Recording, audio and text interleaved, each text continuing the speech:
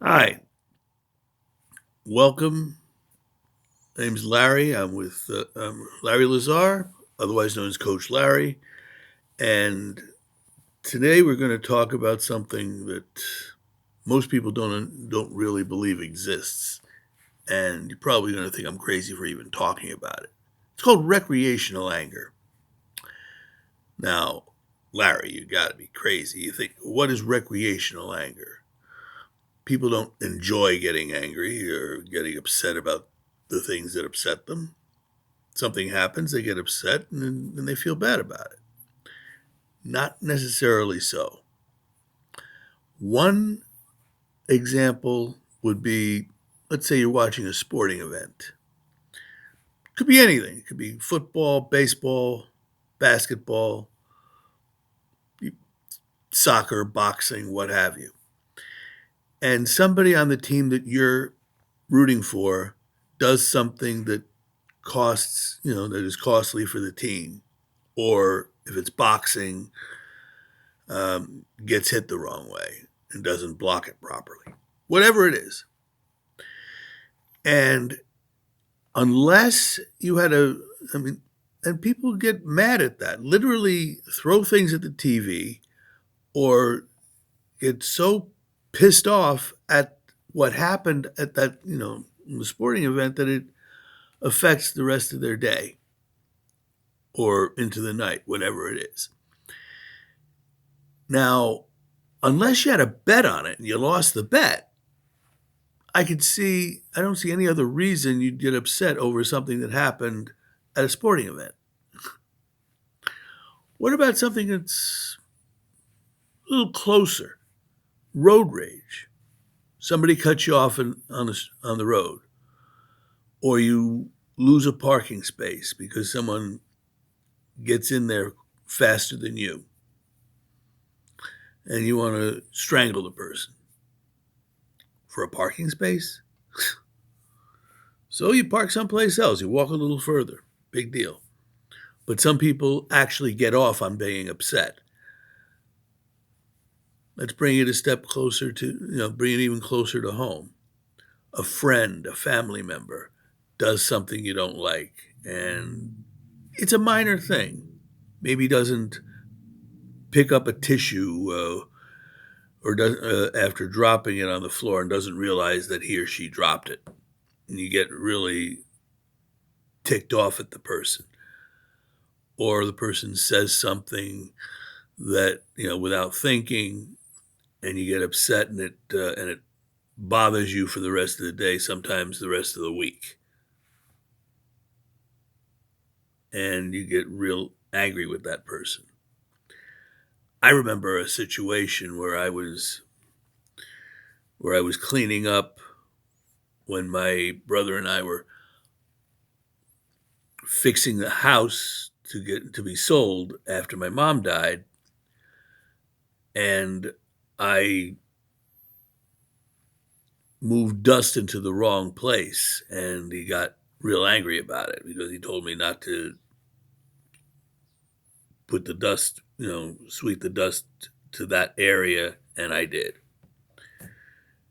I mean, that kind of pissed him off for a week. That area turned out to get later on be covered with plastic and other stuff outside, so it had really no effect. But some people actually enjoy getting angry. Or what about somebody that dislikes you and is always looking for reasons to justify their hatred of you or dislike for you because you take away something that person enjoys, usually time with their significant other who happens to be a relative of yours. And you go and you visit them for an hour, 2 hours, whatever, and it takes time away from his or her time with that person. These things happen. But I call it recreational anger because they seem to enjoy coming down on the object of that anger. And some people are just pick onable. That's what it is. And I use the word pick onable because some people have this aura that people like to pick on. It's what it is. Some people have it, some people just have that. Big deal. But even with that, even with that, there's if you're the person that gets picked on normally, you can use it to your advantage. Make it a superpower. And there are ways to do that. You can even go onto some of the Dhar Mann videos that I can link up to in future videos that can really help you. But the thing is, some people just, for whatever reason, now why do I say that they enjoy it? Because a lot of times these people don't have much in their lives. Maybe they're homebound.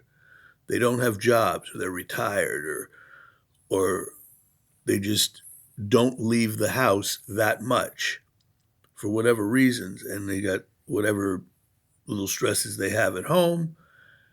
And so for whatever and they don't have any activity, any excitement, anything that's new and different. So they need to create adrenaline somehow, some excitement.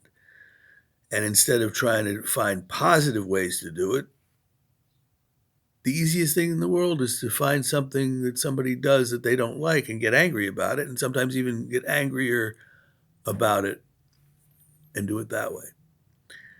Is it the healthiest way to relieve stress? No. But this is the only thing they know because they probably got yelled at and reamed out by quote unquote authority figures throughout their lives, so that they're just continuing the chain because that's the only thing they know, and it builds their adrenaline. It's the way it is. All I'm saying is, even with that, there's nothing wrong with just saying, okay, this is the way you want to be. If you want to spend time with that person, you do so either at your own risk or limit the time you spend with that person, because they just get angry for the fun of it, and you just happen to be the target of that anger. And I don't know about you, but I don't want to be somebody's football. But what you want, but a lot of times it's health related. It could be health related. You can go into the show notes. There's some really good ways to improve your health, and some of the things that I've done in the past that helped me to drop like 40, 50 pounds in less than 6 months. There's ways to do that without it harming you, nutritionally, or for that matter, in building up a resistance. And a lot of times, especially with this pandemic, most of the people who get sick, either due to the pandemic or due to other things, it's mostly diet and lifestyle.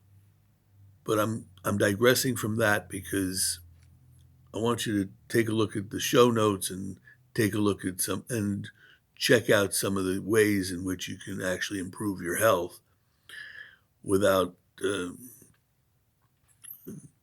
improve your health. Maybe drop weight, maybe realize that a lot of the stress that you have is on nonsense things. It is what it is. Stay healthy, stay strong, and I'll see you in the next video.